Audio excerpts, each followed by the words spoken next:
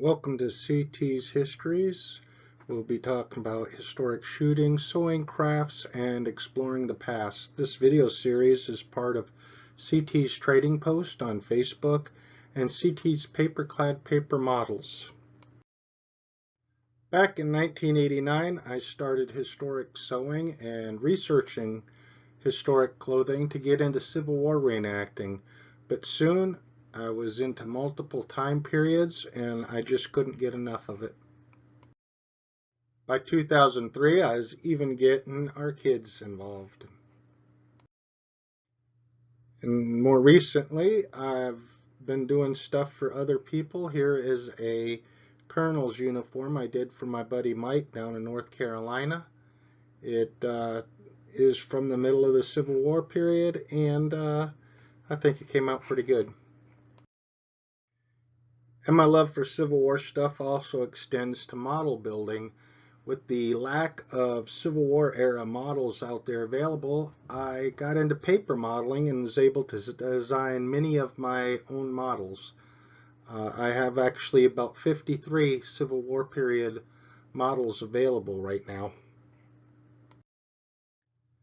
But today we're going to talk about a Royal Navy Midshipman's coat, circa 1800. I made this for a person that's doing Royal Navy impressions out in Washington State. This coat is an example of one of the many types that the Royal Navy was phasing in and adopting during this time period. This example is a tailcoat of sorts. It's cutaway. It has false bell cuffs.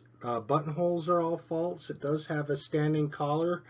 And more or less, this is the style of coat that would soon give way to the more formal tailcoats and then eventually the shell jackets that would be coming in later in the 1800s. Here you see the front of the jacket and how it's cut away. This jacket was not meant to button. In fact, the buttonholes are all false.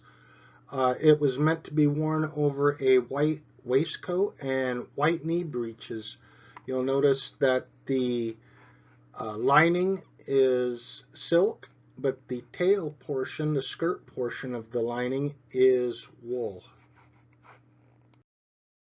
Here's a close-up of those false buttonholes. They're exaggerated. They're longer than they would be if they were real buttonholes. And a close-up of the Royal Navy buttons there. The collar tabs at the top indicates the person's rank as a midshipman. And the front of the jacket could actually close with a couple of hook and eyes, but more often they were just worn over the waistcoat. And here's a shot of the inside of the coat. There is that silk lining on the top portion again. The collar is that nice white wool, as are the tail portions.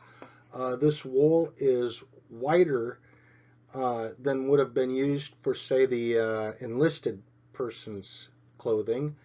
It is a finer quality, as is that silk lining. You'll also notice the slit pockets in the tail. The coat does have working pockets on the outside, as opposed to many enlisted coats that just had false pockets. But the slit pockets in the tails were pretty common on this type of coat and would remain so up through the Civil War. And a close-up of those slit pockets, as well as the hand stitching that attaches the silk lining to the wool tails. And here are the cuffs with their false buttonholes and the pockets with the false buttonholes. The pocket flaps do not actually button closed.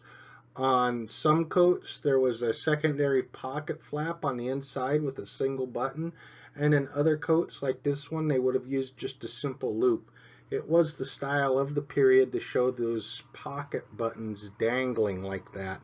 You can also see the front of the jacket in this, how curved it is. This is a very typical style for this period of clothing.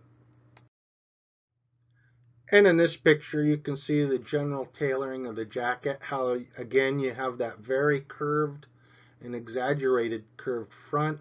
You got those shaped arms. They're two-piece sleeves, but they are very much shaped. And you see where the pleats are for the coat in the back. You got the tail slit, but then you got these real deep exaggerated pleats. All this was very typical of the styling of the period.